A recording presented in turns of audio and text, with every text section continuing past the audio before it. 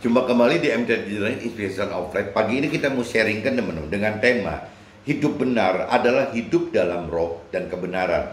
Roh Tuhan sebagai kompas dan firman Tuhan sebagai peta kebenarannya. Jadi banyak orang awak cerita perempuan Samaria teman, berarti zaman dahulu gitu, cerita orang perempuan Samaria itu menanyakan kepada Nabi Isa, sebenarnya menyembah kepada Tuhan yang benar itu caranya bagaimana gitu loh. Nah, waktu itu perempuan Samaria, orang-orang Samaria pada umumnya itu dibedakan teman-teman dengan orang-orang Yahudi. Kalau orang Yahudi kan waktu saat itu pun berpegang dengan beragama Yahudi. Pegangannya adalah kitab Taurat dengan 10 perintah Tuhan Allah gitu. Nah, sedangkan yang namanya Samaria, orang-orang Samaria, perempuan Samaria ini bukan kelompok yang sudah bisa mengenal kitab Taurat dan pegangannya adalah 10 perintah Tuhan Allah. Jadi mereka masih banyak tidak di agama Yahudi. Jadi dia masih dengan mungkin adat istiadat dan tradisi daripada orang-orang Samaria itu. Nah, mereka perempuan Samaria katakan bahwa menyembah Tuhan yang benar itu harus ke gunung Gerasim gitu. Ya. Nah, sedangkan kata Nabi Isa adalah sebenarnya orang Yahudi itu menyembahnya di Yerusalemnya gitu. Tapi kalau bicara kita yang sekarang sudah kalau di Nasrani sudah masuk ke dalam kitab perjanjian baru gitu. Ya, kita udah bukan cuma di Gunung Gerizim itu, bukan cuma di bait-bait Allah di Yerusalem, tapi kita ini menyembah bisa di mana-mana, teman-teman. Jadi yang penting ada roh dan kebenaran. Nabi Isa ajarkan seperti itu, teman-teman. Tapi kalau kita simak gitu sampai hari ini, sampai saat ini, ya saya lihat, saya sampai jadi sanksi sendiri teman. Yang benar itu yang mana gitu. Ya, bahwa kalau saya lihat teman-teman saya yang sudah sejak umur 15 tahun rata-rata sudah mengaku menerima Tuhan, sampai hari ini sudah 55 tahun, berarti 40 tahun lebih teman. Bahkan ada yang lebih dari 55, lebih lanjut daripada usia pensiunnya dunia yang 55 itu gitu. Ada yang 60, ada yang 65, ada yang 70, 75. Coba teman bayangin, dari umur 15 sampai 55 aja udah 40 tahun teman. Tapi kalau kita misalnya anggap dari 15 sampai ke 75 lah, anggap itu. Ya, ini sudah 60 tahun loh teman. 60 tahun ya bagaimana mengaku sudah terima Tuhan dan mengenal firman Tuhan.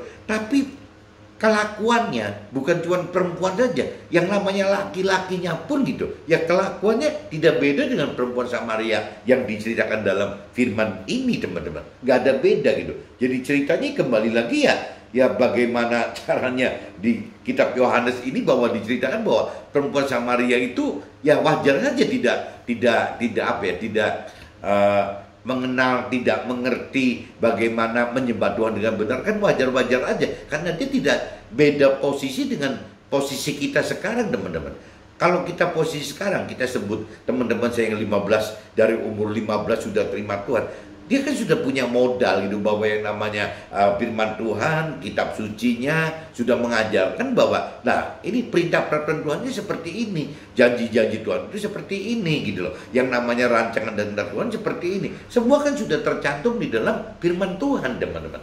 Tapi kok sampai sudah dari umur 15 sampai 55 sampai 60, 65, 70, 75, 80 dan selanjutnya kok masih belum bisa mengerti akan firman Tuhan dengan benar gitu. Jadi ini salah siapa gitu? Salahnya si umat gitu, jemaatnya, atau salahnya mentor rohani atau rohaniawannya tidak pernah mengarahkan itu, atau mungkin salah pengertian saya ya, yang dimana saya mengerti bahwa kalau yang namanya Nabi Isa ajarkan, firman Tuhan ajarkan bahwa yang namanya menyembah Tuhan itu yang benar itu bukan di Gunung Gerasim, berarti bukan dengan cara tata krama adat istiadat kita gitu, leluhur kita, dan bukan juga cuman ada di tempat ibadah saja gitu. Jadi Tuhan itu dihidupkan, firman Tuhan itu dihidupkan hanya di tempat ibadah saja. Tapi Nabi Isa, firman Tuhan Allah katakan bahwa apabila kita mau menyembah Tuhan, kita menyembah Tuhan berarti kan kita melakukan firman Tuhan. Itu bukan cuman seminggu sekali teman-teman, bukan cuma di tempat ibadah saja gitu. Jadi ya kita bicara yang namanya menyembah Tuhan itu ya setiap saat gitu. Jadi kalau sehari 24 jam ya berarti kita menyembah Tuhan itu harus 24 jam teman. Bagaimana menyembah Tuhan itu 24 dalam roh dan kebenaran. Nah, maksudnya apa gitu? Saya sampai hari ini teman tidak pernah mendapatkan makna bahwa roh kebenaran itu maksudnya seperti ini. Jadi saya sampai harus menggali sendiri, mencari maknanya bahwa Tuhan katakan bahwa kita itu menyembah Tuhan itu harus dalam roh dan kebenaran, itu benar-benar harus saya cari sendiri teman-teman. Nah ini kan yang jadi kadang-kadang apa benar atau enggak saya juga tidak ngerti teman. Mestinya kan tugasnya mentor rohani dan rohaniawan yang mengajar saya cara nyarinya seperti ini, dan ini adalah kebenaran. Kalau ini kan saya tidak, terus mencari sendiri sampai akhirnya frustasi gitu. Ya mentor rohani tidak ada yang mengajarkan saya, yang namanya rohaniawan tidak ada yang mengajarkan saya. Ya akhirnya sampai disimpulkan, ya untung di firman katakan bahwa bisa saja roh Tuhan itu sebagai pengajar kita. Nah akhirnya saya minta roh Tuhan yang untuk ngajar saya, maksudnya roh dan kebenaran itu apa sih gitu loh. Yang Nabi Isa, yang firman Tuhan, yang Tuhan katakan di kitab sucinya gitu. Ya itu apa gitu maksudnya roh dan kebenaran. Nah sekarang teman-teman sudah berjalan 20 tahun lebih, pengertian saya lepas benar atau tidak, tapi di dalam pengertian saya yang namanya roh dan kebenaran itu jadi bagaimana yang namanya roh itu adalah Tuhan gitu, yang kebenaran itu adalah firman Tuhan. Berarti kalau kita tidak ngaitkan Tuhan dan firman Tuhan, ini tidak bisa mendapatkan penyembahan yang benar. Itu makna yang saya maknain untuk diri saya sendiri seperti itu. Pengertian saya itu seperti itu teman-teman. Mudah-mudahan tidak salah. Mudah-mudahan mentor rohani atau rohaniawan yang memang anggap saya benar, ya syukur, berarti sama. Tapi kalau seandainya salah, ya saya minta dimaafkan, karena saya bukan mentor rohani dan rohaniawan. Cuman saya pribadi sharingkan, bukan ajarkan. Saya sharingkan, saya bagikan gitu. Cerita bahwa kalau di pengertian saya, yang namanya roh dan kebenaran itu adalah penangkapan saya. Roh itu adalah Tuhan gitu, dari rohnya Tuhan. Memang Tuhan kan memberi kita roh Tuhan, roh kudus gitu, roh kebenaran. Di Muslim pun ada kok yang namanya nur. Tuhan memberikan nur kepada teman-teman atau keluarga kita yang di Muslim gitu. Sama teman. Jadi seperti apa sih, kalau nur itu kan seperti kalau diistilahkan teman-teman yang di Muslim atau keluarga di Muslim, itu kan seperti cahaya Tuhan Allah yang dari Tuhan Allah gitu. Jadi sama. Ini kan sama aja, terang yang dari Tuhan gitu masuk ke dalam kita. Bentuknya ya roh kudus, roh terang, roh kebenaran gitu. Roh Tuhan. Ya bisa seperti itu gitu. Tapi kalau universal saya lebih baik mengatakan roh Tuhan aja, supaya bisa untuk semua agama bisa keterima. Jadi menyembah Tuhan yang benar itu dalam roh dan kebenaran. Roh di sini saya katakan bagaimana caranya kita untuk menyembah Tuhan itu tetap tidak bisa lari dengan menghidupkan roh Tuhan yang Tuhan sudah berikan kepada kita teman. Dihidupkan gitu. Roh Tuhan dari dulu juga Tuhan sudah berikan kepada kita, tapi tidak kita hidupkan. Nah waktu Nabi Isa wafat secara Nasrani, itu yang Nabi Isa minta supaya Tuhan bantu yang menghidupkan roh Tuhan itu di dalam kita. Tapi yang bisa menghidupkan sebenarnya ya kita kan gitu. Ya kita yang mesti menghidupkan roh Tuhan di dalam kita gitu. Nah untuk kita bisa menghidupkan roh Tuhan di dalam kita harus tahu bahwa ada roh Tuhan gitu. Ya, yang bisa Tuhan berikan kepada setiap kita. Dan bukan cuma ke orang Nasrani loh. Tuhan itu begitu adilnya, maha adil gitu. Diberikan roh Tuhan itu untuk seluruh agama loh, untuk seluruh manusia gitu. Nah tinggal masalahnya kita mengenal tidak bahwa Tuhan memberikan roh Tuhan itu kepada setiap kita dan ditempatkan ke dalam roh kita yang ada di dalam kita. Nah kedua, apakah kita tahu ada roh kita gitu? Jadi pertama kita tahu nggak ada roh Tuhan, ya kedua kita tahu nggak ada roh kita. Banyak orang yang tadi saya katakan tidak beda dengan perempuan Samaria itu, padahal sudah berapa ratus tahun, berapa ribu tahun yang lalu terjadinya gitu. Bahkan dari kecil, dari umur 15 tahun rata-rata sudah terima Tuhan loh. Sudah kalau bicara di di Nasrani namanya kan dibaptis, sudah terima Tuhan loh teman-teman. Jadi saya nggak ngerti kenapa kok dari 15 sampai 55, 40 tahun kok nggak beda sama perempuan Samaria. Mungkin bukan cuma perempuan Samaria, sekarang juga laki-laki zaman sekarang gitu, atau perempuan zaman sekarang kok seperti tidak beda dengan perempuan Samaria yang tidak ngerti apa-apa. Ya kalau perempuan Samaria tidak ngerti apa-apa, ya kalau buat saya wajar gitu. Karena waktu itu Nabi Isa belum tebus dosa-dosa kita, Nabi Isa belum menyelamatkan kita, Nabi Isa belum menjadi firman Tuhan, Nabi Isa belum usul ke Tuhan untuk menghidupkan roh Tuhan di dalam kita gitu. Wajar saja teman-teman. Yang tidak wajar itu justru kita gitu. Kenapa sudah masuk ke dalam era perjanjian baru gitu, ya dimana sudah ada firman Tuhan, sudah ada roh Tuhan, kok tetap pengertiannya seperti perempuan Samaria gitu. Nah ini salah siapa? Salah umat jemaatnya, salah kita-kita nih yang pengusaha dan orang-orang karir gitu, atau orang-orang yang di dunia sekuler atau di marketplace, atau salahnya metode rohani atau rohani apa? Kenapa kok bisa secara mayoritas orang tidak mengerti akan maksudnya roh dan kebenaran ini, teman-teman. Jadi pagi ini saya sengaja sharingkan gitu, mudah-mudahan tidak salah, yaitu pengertian saya bahwa yang namanya roh dan kebenaran itu adalah roh menghidupkan roh Tuhan yang sudah ada dalam kita, dan juga bagaimana kita hidup dalam jalan firman Tuhan gitu. Jadi ada dua, roh dan kebenaran. Roh berarti rohnya Tuhan, kebenaran adalah firman Tuhan gitu. Nah, kalau kita sampai bisa nangkap ini dan dianggap benar dalam bayangan saya, ya seperti kita hidup itu sekarang kita di jagat raya ini kan kita nggak ngerti jalan hidup yang benar masih bagaimana, teman-teman. Nah kalau kita mau benar ya itu berarti roh Tuhan itu sebagai kompasnya yang menuntun kita dalam kehidupan kita sehari-hari. Nah adapun jalannya, jalan yang kita mesti lalui itu adalah firman Tuhan gitu. Jadi tetap kita butuh mengaitkan dua itu, teman-teman. Bagaimana menghidupkan roh Tuhan, ya bagaimana kita jalan hidup di jalan firman Tuhan. Itu maksudnya roh dan kebenaran yang versi saya itu seperti itu gitu, teman.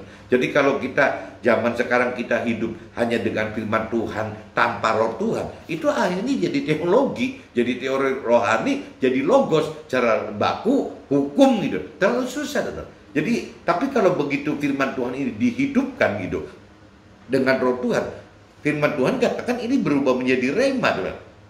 Bagaimana ya kita hidup dengan apa firman-firman Tuhan yang dari Tuhan Allah, bukan dari jiwanya kita. Jadi kita hidup dengan firman Tuhan yang bukan dari jiwa kita, pikiran perasaan kita, tapi kita hidup dengan firman Tuhan yang Tuhan pilih, firman yang mana dengan pikiran perasaan kehendak Tuhan, dengan jiwa Tuhan. Bedanya begitu, teman. Firman Tuhannya tidak berbeda, cuman pengertiannya gitu, pemikiran, perasaan dan kehendaknya itu yang beda. Jadi dalam firman yang sama, tapi yang satu istilahnya hanya disertai oleh sendiri, ya oleh pikiran, perasaan, kehendak sendiri, tapi yang satunya adalah yang disertai dengan pikiran, perasaan Tuhan. Itu namanya rema, logos dan rema. Mudah-mudahan teman-teman tangkap maksud saya, teman-teman. Nah ini sebelum saya masuk ke dalam saya coba baca dasarnya dulu, teman-teman, di kitab Yohanes pasal 4 ayat 13-24 dan kitab Yohanes pasal 14 ayatnya 15-26. Nah ini saya baca dulu yang Yohanes pasal 4, teman-teman. Yohanes pasal 4 ayatnya yang mulai dari 13, teman-teman, sampai 24. Kalau judul perikopnya, kalau dari mulai ayat 1 itu percakapan dengan perempuan Samaria, teman-teman. Judulnya itu gitu. Nah, jawab Nabi Isa kepadanya, barang siapa minum air ini, ia akan haus lagi. Tetapi barang siapa minum air yang akan Nabi Isa berikan kepada dia, gitu, perempuan Samaria itu, ia tidak akan haus untuk selama-lamanya. Sebaliknya, air yang akan kuberikan kepadanya akan menjadi mata air di dalam dirinya yang terus-menerus memancar sampai kepada hidup yang kekal. Kalau cerita dia mau minum air yang daripada ya firman Tuhan tadi, teman-teman. Kata perempuan itu kepadanya, berikanlah aku air itu supaya aku tidak haus dan tidak usah datang lagi ke sini untuk menimba air. Kata Nabi Isa kepadanya, pergilah, panggillah suamimu dan datang ke sini. Kata perempuan itu, aku tidak mempunyai suami.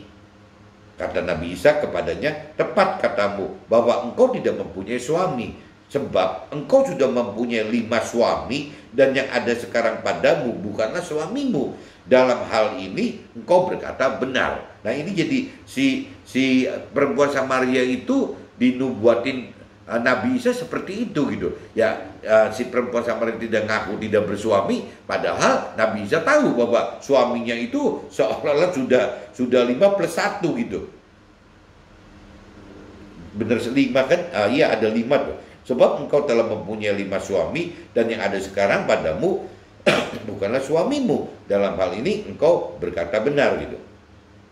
Kata perempuan itu kepada Nabi Isa, nyata sekarang padaku bahwa engkau seorang nabi. Nah Nabi Isa ngomong begitu, baru perempuan Samaria itu benar gitu loh, bahwa Nabi Isa itu bernubuat, nebak, meramal si menebak si perempuan Samaria itu benar gitu. Memang kondisinya seperti itu. Dia pernah 5 suami dan satu orang gitu yang bukan suaminya. Jangan-jangan selingkuhannya, saya nggak ngerti gitu.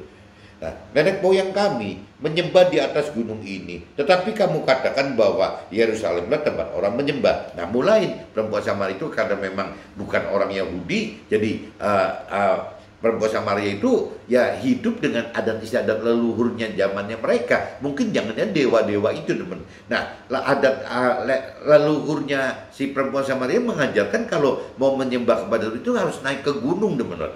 Kalau nggak salah namanya Gunung Gerasim atau apa gitu. Nah, harus seperti itu gitu. Nah, kata Nabi Isa kepadanya, percayalah kepadaku, hai perempuan, saatnya akan tiba bahwa kamu akan menyembah Tuhan Allah bukan di gunung ini dan bukan juga di Yerusalem. Nah, ini padahal kalau orang Yahudi menyembah Tuhan Allah itu adanya di Yerusalem gitu, di Bait Allah gitu. Kalau si orang Samaria menyembahnya di gunung Gerizim gitu. Nah, ini kan kata Nabi Isa-nya bukan di gunung dan bukan di Bait juga gitu, bukan di Yerusalem juga.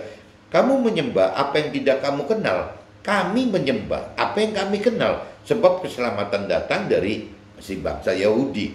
Tetapi saatnya akan datang, sudah tiba sekarang. Tetapi saatnya akan datang dan sudah tiba sekarang. Apalagi zamannya kita berarti udah kelewatan gitu. Zamannya sudah, waktu zaman itu pun perempuan Samaria itu juga saatnya sudah datang dan sudah tiba sekarang. Bahwa penyembah-penyembah benar akan menyembah Tuhan Allah dalam roh dan kebenaran. Jadi zaman itu saja sudah seperti ini, teman-teman. Ya, yang konyol yang tadi saya katakan, kenapa zaman sekarang sudah ratusan ribuan tahun kok kita tetap banyaknya gitu, mayoritas masih seperti perempuan Samaria itu gitu. Tidak, ini yang konyolnya lagi tidak cuma perempuan saja, laki-laki pun sama, tidak beda seperti perempuan Samaria itu gitu. Jadi perempuan dan laki-laki zaman sekarang mayoritas gitu, meskipun sudah mengaku beragama, khususnya orang Nasrani, tetap masih ngomong, masih bertingkah, berlaku gitu seperti perempuan Samaria itu, teman-teman. Tidak perempuan, tidak laki-laki gitu. Banyak yang begitu gitu. Jadi lebih pengenalan akan firman Tuhannya kurang sama sekali. Yang namanya pengertian lebih-lebih lagi gitu. Ya, jangan-jangan ingin mengenal firman Tuhan pun yang saya sering katakan, jangan-jangan saya pernah tanyakan beberapa tahun lalu kepada teman saya yang sudah lebih senior dibanding saya, terima Tuhannya gitu. Ya mungkin sekarang udah beda umur sekitar 7 bulan mungkin dia gitu. Ya, tetap dia bilang belum pernah habis membaca satu katam gitu, satu periode membaca kitab suci itu belum pernah habis sampai umur 70-an loh. Nah, itu kan lebih konyol lagi, teman-teman. Nah, ini gimana gitu kalau terus-terusan seperti itu, bagaimana teman saya atau keluarga saya tidak akan berpikir seperti perempuan Samaria. Nah, padahal perempuan Samaria itu kan ya wajar-wajarnya karena nggak punya kitab suci gitu. Ya jangankan kitab suci, kitab Taurat aja perempuan Samaria nggak punya gitu. Nah, kita sekarang sudah mempunyai kitab suci, di mana kitab suci kita itu adalah kitab suci yang sudah lebih sempurna daripada yang kitab Taurat itu, teman-teman. Jadi kalau kitab Taurat si kaku, ya hidup karena memang dari diri sendiri kekuatannya. Tapi kalau kitab suci kita sekarang itu kan dengan kekuatan roh Tuhan, beda sekali, teman-teman. Nah, ini yang teman-teman mesti sadar, ya jangan seperti itu gitu, bahwa tetapi saatnya akan datang, sudah tiba sekarang, bahwa penyembah-penyembah benar akan menyembah Tuhan Allah dalam roh dan kebenaran, sebab Tuhan Allah menghendaki penyembah-penyembah demikian. Nah, yang namanya kalau sudah menyembah dalam roh kebenaran, ya balik lagi, teman-teman. Hidup kita adalah ya menyembah Tuhan 24 jam gitu. Hidup kita adalah ibadah kepada Tuhan 24 jam. Bukan cuman kalau orang rata-rata yang penting hari sucinya datang ke tempat ibadah gitu loh. Ya, yang penting waktu ibadah hari suci mengikuti, setelah selesai ibadah ya balik lagi seperti perempuan Samaria lagi, ya tetap melakukan hal-hal duniawi yang wajar-wajar saja gitu. Ya akhirnya kacau sendiri, teman-teman. Allah itu roh, dan barang siapa menyembah dia harus menyembahnya dalam roh dan kebenaran. Jadi dipertegas lagi di ayat 24-nya, teman-teman, bahwa Allah itu roh gitu. Nah, ingat nih, teman-teman, Allah itu roh. Jadi kalau kita menyembah Tuhan bukan dalam roh, nggak ketemu, teman. Nah, kembali lagi, kalau Allah roh, berarti unsur kita sebagai manusia ada tubuh, jiwa, roh. Berarti yang bisa kontak dengan Tuhan Allah itu hanya cuman yang unsur roh ini, teman-teman. Tidak bisa tubuh dan jiwa saja. Orang dunia dan orang keyakinan Menghidupkan itu hanya dua unsur saja, tubuh dan jiwa. Kalau hanya tubuh dan jiwa, tidak beda dengan perempuan Samaria itu. Tidak bakal bisa ketemu Tuhan Allah gitu loh. Nah, sedangkan kita yang sudah lebih dalam mengenal firman Tuhan, lebih mengerti akan firman Tuhan, lebih berani melakukan firman Tuhan, ini harusnya kita tahu bahwa yang namanya kita ini bukan dua unsur, bukan tubuh dan jiwa, tapi tubuh, jiwa, dan roh. Nah, unsur roh ini teman-teman, unsur roh ini adalah yang bisa ketemu dengan Tuhan Allah gitu. Kenapa? Ya karena firman Tuhan di ayat 24 katakan di kitab Yohanes 4 pasal 4 ayat 24 katakan Allah itu roh gitu. Allah itu roh. Dan barang siapa menyembah Dia harus menyembahnya dalam roh dan kebenaran. Ya kembali lagi, kalau kita yang tidak menghidupkan roh kita gitu, ya nggak bisa ketemu Tuhan Allah. Jadi tetap kita mesti menghidupkan roh kita, di mana hidup itu harus dengan kuasanya roh Tuhan yang ada di dalam kita itu teman. Nah waktu roh kita ada kuasa roh Tuhan, nah ini baru ketemu teman, bisa nyambung dengan apa yang Tuhan Allah maksud, rancang dan kehendaki.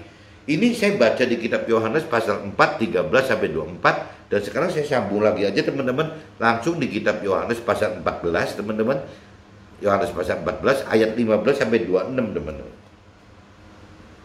Nah, sini dikatakan Nabi Isa menjanjikan penghibur gitu. Jadi Nabi Isa waktu pengen wafat di kayu salib, sebelum wafat ya janji kepada murid-muridnya, janji kepada kita gitu bahwa Nabi Isa menjadikan penghibur. Penghibur di sini roh Tuhan teman. Balik lagi roh kudus, roh Tuhan, roh kebenaran, roh terang gitu sama aja. Itulah kalau di teman-teman keluarga Muslim dan teman-teman ya katakan itu adalah apa sih nur cahaya itu. Jadi sama teman. Terang yang dari Tuhan gitu. Jikalau kamu mengasihi aku, kamu akan menuruti segala perintahku. Aku akan minta kepada Tuhan Allah dan Ia akan memberikan kepadamu seorang penolong yang lain supaya Ia menyertai kamu selama-lamanya. Nah ini tuh apa Nabi Isa itu sebelum wafat sudah minta ini teman-teman. Janjikan ini ya dia akan minta kepada Tuhan Allah roh penolong, roh kebenaran, roh kudus gitu, roh Tuhan, nur gitu untuk setiap manusia dalam kita teman-teman. Nah waktu zaman si perempuan Samaria itu kan belum ada teman-teman. Nabi Isanya belum wafat gitu. Rohnya perempuan Samaria, roh Tuhan yang ada di dalam perempuan Samaria sudah ada teman-teman, sudah ada, tapi tidak hidup teman. Nah ini yang Nabi Isa minta sebelum wafat itu. Nabi Isa wafat itu kan untuk nebus dosa kita dan untuk menyelamatkan kita teman. Jadi kalau kita bicara Nasrani, Nabi Isa itu ya sudah menebus semua dosa kita, termasuk penyakit kita, kemiskinan kita, kebangkrutan kita, kegagalan kita, ketidakharmonisan kita. Sebenarnya semua Nabi Isa sudah tebus teman untuk kita. Gitu ya, Tuhan Allah sudah ampuni kita semua itu dengan cara sengaja mengorbankan Nabi Isa untuk menebus kita. Tinggal kitanya kenal nggak gitu bahwa memang kejadian seperti itu ya, kita mengerti tidak gitu bahwa kekuatan rohani itu bisa seperti itu teman-teman ya, selama kita hidup di dalam firman Tuhan dan menghidupkan roh Tuhan sebagai kuasanya gitu. Jadi di sini ditekankan begitu teman-teman. Di sini tekankan jikalau kamu mengasihi aku, ya kamu akan menuruti segala perintahku. Aku akan minta kepada Tuhan Allah dan Ia akan memberikan kepadamu seorang penolong yang lain supaya Ia menyertai kamu selama-lamanya, yaitu roh kebenaran. Dunia tidak dapat menerima Dia sebab dunia tidak melihat Dia dan tidak mengenal Dia, tetapi kamu mengenal Dia, sebab Ia menyertai kamu dan akan diam di dalam kamu. Nah ini kalau bicara roh-rohannya pasti nggak mungkin bisa dilihat teman. Roh Tuhan gitu, roh Tuhan Allah nggak bisa dilihat gitu ya. Rohnya Nabi Isa pun gitu, tidak bisa kita lihat gitu. Yang namanya roh kudus, roh kebenaran, roh Tuhan, ya sama aja, nur gitu. Ya tidak bisa kita lihat teman-teman. Nah cuman kan kembali lagi, kita harusnya kenal loh. Apabila kenal, kita lebih percaya Tuhan, lebih mengasihi Tuhan gitu. Ya Tuhan kan katakan begitu, setiap kita ini ada roh Tuhannya gitu. Masa kita nggak percaya? Ya berarti kan kita kenal roh Tuhan itu bukan dari melihat teman-teman, karena memang kita percaya gitu. Kita percaya dan kita mengasihi Tuhan sehingga kita percaya bahwa ada roh Tuhan di dalam setiap kita. Itu meskipun secara kasat mata kita sama orang perempuan Samaria itu sama, tidak bisa melihat roh gitu. Tidak ada orang yang bisa melihat roh gitu. Baik roh kita sendiri loh teman, kan nggak bisa dilihat gitu. Aku tidak akan meninggalkan kamu sebagai yatim piatu. Aku datang kembali kepadamu. Jadi Nabi Isa itu nanti pada saatnya gitu, dia akan kembali. Ya cuman dua kan, bisa kita meninggal dulu gitu. Dan nanti Nabi Isa datang setelah kita meninggal, tapi bisa juga pas waktu Nabi Isa datang kita meninggal atau gimana ya, saya nggak ngerti gitu. Tapi nanti yang kalau menurut Nasrani yang akan mengantar kita ke dalam akhirat, yaitu ya Nabi Isa. Aku tidak meninggal kamu sebagai yatim piatu, aku datang kembali padamu. Tinggal sesaat lagi dan di dunia ini tidak akan melihat aku lagi. Ini sebelum wafat. Tetapi kamu melihat aku, sebab aku hidup dan kamu pun akan hidup. Pada waktu itulah kamu akan tahu bahwa aku di dalam Tuhan Allah dan kamu di dalam firman Tuhan, dan firman Tuhan di dalam kita. Itu kaitannya gitu. Jadi urusannya Nabi Isa itu kan, kalau saya secara universal katakan kan firman Tuhan. Jadi balik lagi, kalau kita bicara kita percaya dan mengasihi Nabi Isa, ya kita harus bisa melakukan perintah peraturan Tuhan Allah yang sudah diutus gitu Tuhan Allah, ya Nabi Isa tadi gitu. Jadi Nabi Isa itu isinya di dalam Nabi Isa itu ya firman Tuhan, teman-teman. Firman Tuhan. Nah, cuma di sini Nabi bisa katakan selain dia firman Tuhan itu, ya harus ada Roh Tuhan Allah tadi gitu. Itu harus mix begitu, teman-teman. Makanya saya di temanya katakan kita hidup yang benar itu harus ada kompasnya gitu, berarti roh Tuhannya, dan ada petanya, peta kebenarannya berarti firman Tuhannya gitu. Kita hidup tuh harus ada dua itu, teman. Kalau tanpa itu ya nggak bisa terjadi apa-apa. Nanti jadinya kayak perempuan Samaria, yang jadinya seperti teman-teman atau keluarga saya yang kebanyakan itu, teman-teman, yang cuman yang bicara seperti nggak beda dengan perempuan Samaria, karena ya tidak terlalu mengenal. Kalaupun mengenal firman Tuhan juga tidak mengerti. Kalaupun mengenal dan mengerti juga belum tentu mau melakukan, teman. Urutannya gitu terus gitu. Barang siapa memegang perintahku dan melakukannya, dialah yang mengasihi aku. Dan barang siapa mengasihi aku, ia akan dikasihi oleh Tuhan Allahku, dan aku pun akan mengasihi dia dan akan menyatakan diriku kepadanya. Ini cerita Nabi Isa. Yudas yang bukan Iskariot berkata kepadanya, Tuhan, apakah sebabnya? Ini cerita si Yudas lagi cerita nanya ke Tuhannya, teman-teman. Ya bagaimana sih? Kenapa sih Tuhan hendak menyatakan diri Tuhan kepada kita gitu, dan bukan kepada dunia gitu? Soalnya jadi Yudas lagi nanya, Tuhan, kenapa Tuhan hanya mau menyatakan dirinya hanya bagi kita saja gitu? Kenapa nggak ke semua orang gitu? Nah, terus dan Nabi Isa menjelaskan, jika seorang mengasihi aku, ia akan menuruti firmanku, firman yang dari Tuhan Allah, dan menuruti juga Tuhan Allahnya gitu ya. Dan Tuhan Allah akan mengasihi dia, dan kami akan datang kepadanya dan diam bersama-sama dengan dia. Jadi orangnya akan bareng. Jadi akhirnya ada kitanya, orangnya, ada firman Tuhannya yang diartikan sebagai universal, sebagai Nabi Isa-nya gitu. Berarti ada kita, ada firman Tuhan, dan ada Tuhan. Nah, Tuhan itu disimbolikan dengan roh Tuhan. Jadi kita hidup itu harus ada tiga unsur ini, teman. Ada kita, ya ada firman Tuhan, dan ada roh Tuhan gitu. Barang siapa tidak mengasihi aku, ia tidak menuruti firmanku. Dan firman yang kamu dengar itu bukanlah daripadaku. Jadi firman yang diutarakan oleh Nabi Isa itu bukan yang dari Nabi Isa, melainkan dari Tuhan Allah yang mengutus aku. Semuanya itu kukatakan kepadamu selagi aku berada bersama-sama dengan kamu. Tetapi penghibur, yaitu Roh Kudus, yang akan diutus oleh Tuhan Allah dalam namaku, dialah yang akan mengajarkan segala sesuatu kepadamu dan akan mengingatkan kamu akan semua yang telah kukatakan kepadamu. Nah, ini teman-teman, ini tadi saya kadang-kadang gregetan gitu. Ya ini, aduh, siapa sih yang bisa ngajar saya gitu ya tentang roh dan kebenaran ini? Ya ternyata kan di ayat 26, teman-teman, kitab Yohanes pasal 14 ayat 26. Coba teman-teman stabilo aja gitu, bahwa ya tetapi penghibur, yaitu Roh Kudus gitu, yang akan ditulis oleh Tuhan Allah dalam nama Nabi Isa gitu. Jadi Nabi Isa usul loh supaya Tuhan Allah mengirimkan Roh Kudus, Roh Tuhan, Roh terang, Roh kebenaran gitu, nur gitu ya kepada manusia ini loh gitu. Nah, nanti Roh Kudus ini yang akan mengajarkan itu. Roh Kudus ini, Roh Tuhan ini, Roh kebenaran ini atau nur ini yang akan mengajarkan segala sesuatu kepada kita dan akan mengingatkan kita akan semua yang telah Nabi Isa katakan kepada kita gitu. Nah, itu jadi roh Tuhan itu gunanya untuk itu teman-teman. Jadi kalau memang mentor rohani kita tidak bisa mengajar kita dengan tepat, kalau rohaniawan kita itu tidak bisa mengajar dengan tepat, ya kita tidak boleh komplain kita nggak mengenal roh dan kebenaran itu karena mentor rohani dan rohani. Lah Tuhan kan udah ajarkan di ayat di kitab Yohanes pasal 14 ayat 26 kan katakan begitu. Jadi memang Tuhan, kalau kita sudah waktu dibaptis terima Tuhan secara simbolik gitu bagi Nasrani, ya berarti memang kita udah terima Tuhan, kok udah terima roh Tuhan gitu. Dan kita juga sudah bicara akan hidup di dalam firman Tuhan. Tapi dalam praktek nyatanya yang tadi saya katakan berulang kali, nggak beda dengan perempuan Samaria tadi teman-teman.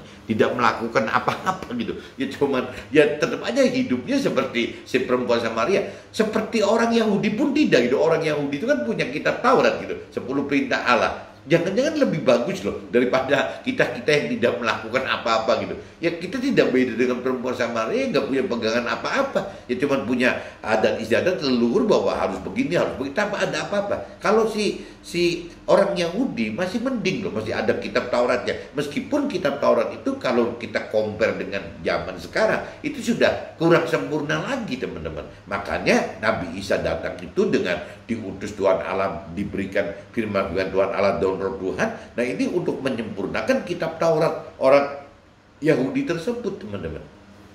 Jadi firman Tuhan itu kembali lagi simpelnya, kalau kita pengen hidup menyembah Tuhan dengan benar, ya kita harus bisa jadikan firman Tuhan itu jalan kita gitu, ya jalan kita, dan harus kita kaitkan gitu, kaitkan roh Tuhan di dalam kita sehingga kita hidup di jalannya firman Tuhan, ya sebagai petahnya gitu kan, dan kita juga jadikan yang namanya roh ini sebagai kompasnya. Jadi tidak bisa semena-mena gitu, yang mengartikan firman Tuhan itu semena-mena jiwa kita aja nggak bisa. Ya kita harus mengartikan firman Tuhan itu dari jiwanya Tuhan gitu. Nah setelah itu baru akan firman itu akan berubah dari logos menjadi rema, dari tidak punya kekuatan menjadi kekuatan, punya kekuatannya Tuhan. Ya bedanya gitu teman-teman. Sampai ada diumpamakan yang di firman lain kan, apabila kita membangun menara mesti persiapan dulu, dihitung dulu anggarannya. Apabila kita mau berperang dengan raja yang anak buahnya 20.000, kitanya 10.000 gitu, ya bagaimana kita bisa menang dengan 10.000? Ya kembali lagi, kalau kita pakai rasio yang 10.000 nggak bakalan menangin 20.000. Tapi kalau kita benar-benar 10.000 itu disertai dengan roh Tuhan gitu, yang bukan mustahil gitu, yang 20.000 bisa kalah. Nah ini tinggal kita percaya nggak, kita beriman nggak bahwa memang kuasa firman Tuhan itu seperti itu teman. Dan ini masih berlaku bagi kehidupan kita sekarang loh, sampai hari ini gitu. Bukan cerita waktu zaman itu, saat ini pun masih berlaku gitu. Jadi selama kita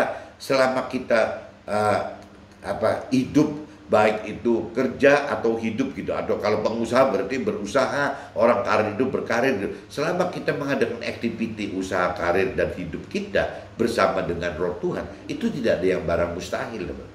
Bisa semua jadi menang. Seorang cerita Samson yang berantem dengan sekian ratus orang, yaitu dengan rahang keledai aja bisa menang teman, karena ada roh Tuhan di dalam Samson gitu. Nah begitu pun sama aja yang tadi dikatakan, kalau kita cuma punya tentara 10.000, ya tapi kalau kita musuh kita 20.000, kalau kita 10.000 bersama dengan Tuhan ya nggak ada problem. Ya udah dicerita Gideon gitu, cerita Gideon juga sama, ya Gideon yang mesti ngelawan 30.000 orang lebih gitu, ya akhirnya ujung-ujungnya cuma dengan 300 orang saja ya Gideon bisa menang gitu. Nah itu karena kembali karena ada roh Tuhan di dalam itu. Nah kita juga bukan mustahil begitu teman-teman. Ya apabila usaha kita modalnya kecil banget gitu, sedangkan ada proyek besar sekali, ya kalau bersama modal kecil itu bersama dengan Tuhan Allah, ya gampang-gampang saja gitu, ya bisa itu terjadi. Kita nggak mungkin ngadepin mendapatkan proyek ini gitu. Tapi kalau bersama roh Tuhan, ya mungkin saja mendapatkan proyek itu gitu. Itu dengan Tuhan itu seperti itu teman-teman. Jadi memang banyak cerita di Tuhan yang ceritanya seperti itu gitu. Jadi cuman bedanya mungkin kalau kita bicara masuk ke era perjanjian baru ini, yang kita sasaran utama bukan seperti di perjanjian lama yang bicara hasil orang hidup itu dari ukurannya duniawi, tapi kita zaman sekarang lebih ukuran dari secara rohani. Duniawi itu adalah hanya tambahannya saja. Perlu nggak? Perlu gitu, sangat perlu. Tuhan tahu itu gitu. Nah ini sih sudah bacakan dua kitab teman-teman. Nah sekarang saya coba lari ke drum aja teman-teman. Ada gak jalan di hati bahkan jadi dilema gitu tentang keluarga dan teman-teman rohani yang sudah secara formal terima Tuhan sudah di atas 20 tahun. Ya berarti yang tadi saya hitung tuh dari mulai 15 lah asumsinya. Kalau di bawah 15 kan anak-anak SD mungkin belum apa sih, pengen ini pengen itu gitu. Tapi begitu SMP kan belasan umurnya teman. Nah biasanya teman-teman itu mulai dibaptis teman. Di Nasrani umumnya gitu mengalami baptis. Berarti kan kalau kita bicara rata-rata umur 15 tahun, kalau sekarang saya taruhnya usia pensiun 55 tahun, berarti sudah 40 tahun teman. Nah yang saya jadi dilema itu maksudnya kenapa kok selama 40 tahun nggak bedanya dengan perempuan Samaria tadi gitu tingkah lakunya. Itu kalau yang 55 teman. Kalau bicara yang sudah 50, 60, 65, 70, 75, 80, nah ini dihitung aja nih kalau yang 75 tahun rata-rata gitu. Berarti kan sudah 60 tahun teman. 60 tahun ya yang ngaku misalnya percaya Tuhan, ya percaya firman Tuhan, tapi tidak kenal teman, tidak kenal pribadi Tuhan dan juga tidak kenal firman Tuhan gitu. Itu kan mesti dibedakan antara tahu dan kenal teman. Kalau tahu itu ya tahu gitu ya bahwa ada Nabi Isa, ada Tuhan, ada tahu, ada firman Tuhan. Tapi kalau bicara kenal, apa membaca enggak? Ya mendengarkan sharingnya enggak, mendengar khotbahnya enggak, ya itu yang dipertanyakan. Melakukan tidak firmannya gitu. Nah itu antara tahu dengan kenal itu kadang-kadang rancu sekali. Jadi banyak teman-teman keluarga yang sudah 40 tahun bahkan 60 tahun, 70 tahun gitu. Ya hanya tidak jauh dari perempuan Samaria tadi teman. Nah itu yang buat saya jadi dilema teman-teman. Kok begitu gitu. Ya, kalau di sini saya ulang lagi, ada ganjalan di hati, bahkan jadi dilema tentang keluarga dan teman rohani yang sudah secara formal terima Tuhan sudah di atas 20 tahun, pasti kan di atas 20 tahun. Kalau yang seumur saya mungkin udah di atas 40 tahun mestinya mengenal mengerti firman Tuhan, kan tidak benar gitu cara mengenal mengertinya gitu. Alami rohani seperti cerita perempuan Samaria yang bertanya kepada Nabi Isa tentang menyembah Tuhan dengan cara yang benar seperti yang di kitab Yohanes pasal 4 ayat 1 sampai 42. Itu semua panjang sekali teman-teman, kalau ada waktu coba baca kitab Yohanes pasal 4 ayat 1 sampai 42. Itu cerita soal perempuan Samaria tuh. Nah, terus Nabi Isa ajarkan menyembah yang benar dalam kitab Yohanes pasal 4 ayat 24. Allah dan roh, dan barang siapa menyembah dia harus menyembahnya dalam roh dan kebenaran gitu. Jadi tidak bisa cara lain. Ya, makna roh dan kebenaran inilah yang tidak dimaknai oleh mentor rohani atau rohaniawan gitu. Khususnya tentang roh Tuhan. Tidak mengerti selama saya 20 tahun ini tidak pernah dijelaskan urusan ini gitu. Ya, nggak pernah saya mendapat pengertian seperti ini. Ya saya cuma mendapat pengertian karena ya itu yang di kitab Yohanes 14 ayat 26 tadi gitu. Tetapi penghibur yaitu Roh Kudus yang akan diutus oleh Tuhan Allah dalam nama Nabi Isa, dialah yang akan mengajarkan segala sesuatu kepadamu dan akan mengingat kamu akan semua yang telah kukatakan kepadamu. Nah berarti teman-teman juga jangan sampai nunggu seperti saya 20 tahun dengan saya sharing pagi ini. Ya buruan dong hidupkan roh Tuhan itu. Sehingga banyak pengertian Tuhan yang akan berubah teman-teman. Daripada kita cuma nyalakan mentor rohani atau rohaniawan juga percuma teman, nggak ada artinya. Saat hidup perempuan Samaria, roh Tuhan yang sudah ada, roh Tuhan itu sudah ada gitu, tapi belum dihidupkan oleh karena ya baptisan Nabi Isa gitu. Jadi yang benar-benar meminta roh Tuhan dihidupkan itu ada Nabi Isa teman. Jadi kita kalau memang sudah dibaptis di zaman sekarang, harusnya kita sudah bisa menghidupkan roh Tuhan gitu. Kalau kita lebih dalam mengenal bahwa memang ada roh Tuhan gitu, ada roh kita di dalam kita. Nah ini mesti kitanya juga pendalamannya teman-teman. Beda dengan saat hidup kita sekarang yang sudah terima baptisan Nabi Isa yang otomatis akan menghidupkan roh Tuhan yang ada gitu. Harusnya otomatis begitu, tapi buktinya enggak teman-teman. Karena balik lagi mentor rohaniawan kurang loh. Kurang terus menjelaskan, jadi akhirnya ya tidak ada pengertian. Nah atau mungkin teman-teman yang belum minta ke roh Tuhan, ke roh kudus, roh kebenaran gitu, untuk bisa memberi pengertian. Makanya kalau bisa setiap baca firman coba berdoa lebih dulu, minta roh pengertian dari Tuhan, dapat kita mengerti maksud firman itu dari sisi pikiran, perasaan, kehendak Tuhan gitu. Jangan kita ngartikan sendiri, nanti kacau semua teman-teman. Kitab Yohanes pasal 14 ayat 15 dan 16. Jikalau kamu mengasihi aku, kamu akan menuruti segala perintahku. Aku akan minta kepada Tuhan Allah dan dia akan berikan kepada kita, kepadamu seorang penolong yang lain. supaya ia menyertai kamu selama-lamanya. Nah, ini cerita si Nabi Isa usul ini kan berarti kan minta roh Tuhan biar ada di dalam setiap kita, teman. Yang namanya Nabi Isa juga sama aja kok. Kalau tidak ada roh Tuhan, mana bisa Nabi Isa sesakti itu, sehebat itu gitu. Ya Nabi Isa itu kan manusia yang waktu jadi manusia itu dengan power roh Tuhan tadi, teman-teman. Kalau tidak dengan roh Tuhan nggak bisa. Makanya Tuhan Allah katakan bahwa apabila Nabi Isa itu adalah sulungnya kita, ya sama, teman-teman. Berarti kita juga sama. Kita diberi roh Tuhan gitu supaya bisa lebih serupa dengan apa yang Nabi Isa perbuat. Tuhan pengen begitu, teman. Cuman bedanya, teman-teman, kalau mungkin Nabi Isa berbuat itu benar-benar sempurna seperti yang Tuhan Allah inginkan, tapi kalau kita sebagai bukan sulungnya gitu, sebagai pengikutnya, ya kita mungkin tidak bisa sesempurna Nabi Isa gitu. Tapi kan kembali lagi, teman-teman, ukurannya sempurna itu kan Tuhan Allah kan tahu gitu ya, batasnya sempurnanya pribadi Tuhan Allah, batasnya sempurnanya untuk levelnya Nabi Isa, dan dia tahu juga untuk level-level kita gitu ya kan. Itu kan kembali prerogatif Tuhan Allah, tapi ya kita berjuang semaksimal mungkin supaya serupa dengan perintah-perintah firman Tuhan gitu, seperti yang Nabi Isa perintah peraturkan, bagikan kan ya kepada kita, ajarkan kepada kita perintah dan peraturan firman Tuhan tadi gitu. Ya kita mesti semaksimal mungkin melakukan itu ya sampai ya Tuhan Allah inginnya sempurna. Nah, sempurna ini kan relatif, nggak ada batasnya, teman. Ya kita sempurna. Nah, buat apa gitu kita Tuhan ingin kita sempurna? Karena Tuhan pengen sekali kita jadi keluarganya Tuhan di dalam kerajaan sorga gitu. Di sananya, di akhiratnya, di dalam surga, Tuhan pengen begitu. Ya Tuhan nggak mau apabila kita yang diundang, yang dipilih itu hanya duduk sebagai warga surga atau rakyat jelata surga yang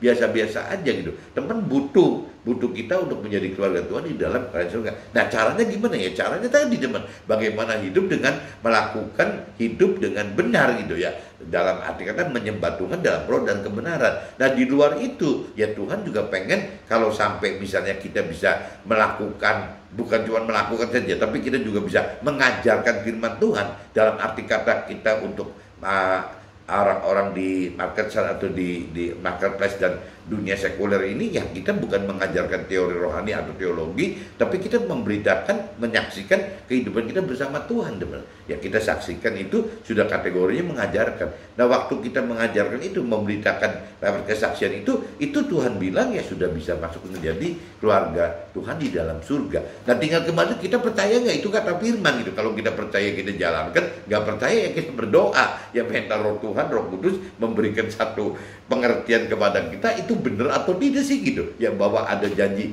firman yang seperti itu gitu, teman-teman.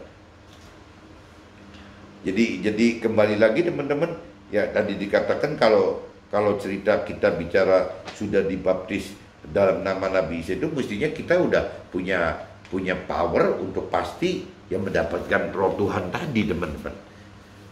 Kalau roh Tuhan ada tuh, teman-teman, yang namanya kita kalau bicara mau mengenal itu kan istilahnya hak independen dari kita gitu, dari hak free will kita, dari bebas kita. Tapi kalau begitu kita sudah tahu bahwa ada roh Tuhan di dalam kita, yang namanya mampu mengerti itu pasti mampu, teman. Yang bikin mampu itu karena ada roh Tuhan, ada kuasa roh Tuhan yang supranatural yang bisa membuat kita jadi mampu mengerti gitu. Begitupun hal melakukan firman Tuhan, teman. Karena memang sudah ada roh Tuhan sehingga kita jadi mampu melakukan firman Tuhan gitu. Kalau tanpa firman Tuhan, tanpa roh Tuhan, kita benar-benar mampu melakukan firman Tuhan.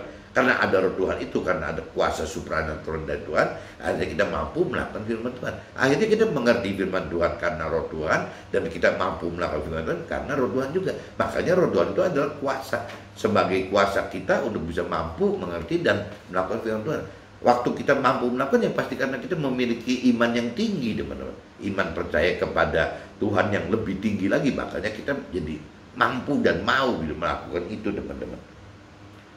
Ini yang mesti dimanfaatkan, teman-teman, karena zamannya perempuan Samaria itu kan belum ada itu, teman-teman.